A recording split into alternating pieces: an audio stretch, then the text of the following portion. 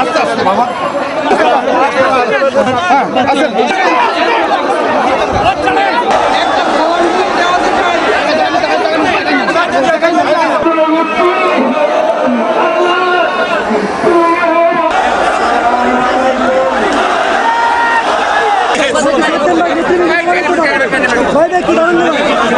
সন্তানের লাশ খানে করার চাইতে বড় বোঝা বাপের চলে আর কিছু নাই।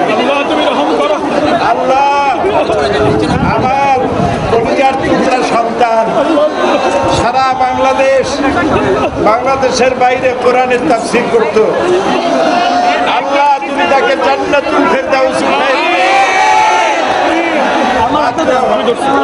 মাত্র কয়েক মাস আগে আমার মায়ের জানাজা পড়ায় গেলাম। আমাকে একটু সময় দিল না। আমি আমার মহিলাদেরকে আমার মা মারা গেলেন, আমার ভাইকে সান্ত্বনা দেব, আমাকে সময় দেওয়া হলো না। আমার কলিজার টুকরা বুলবুল গতকাল চলে গেছে। আমি জানতে পারলাম আজকে আসরের নামাজের সময়।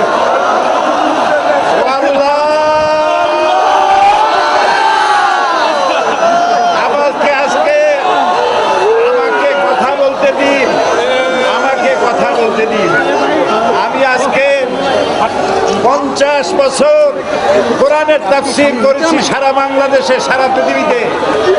আমাকে বানানো হয়েছে যুদ্ধ অপরাধী, আমাকে বানানো হয়েছে চোর, ডাকাত, হত্যাকারী, ধর্ষণকারী।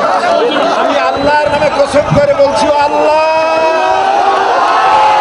তোমার জাতের কসম, তোমার ইজ্জতের কসম, তোমার সম্মানের কসম, 1971 সনের এক ফোঁটা পানি বা কাদা আমার গায়ে লাগে নাই। আমার শুধু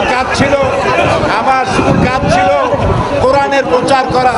নাস্তিকবাদীরা সহ্য করতে পারে নাই, জালিমরা বরদাস্ত করতে পারে নাই, যার জন্য আমাকে বন্দী করে রেখেছে। আমি শাহাদাতের তামান্না করি, আমি শহীদ হতে চাই, তবে চোর ডাকাত ইত্যাদির বদনাম নিয়ে মরতে চাই না। আল্লাহুম্মা আমিন।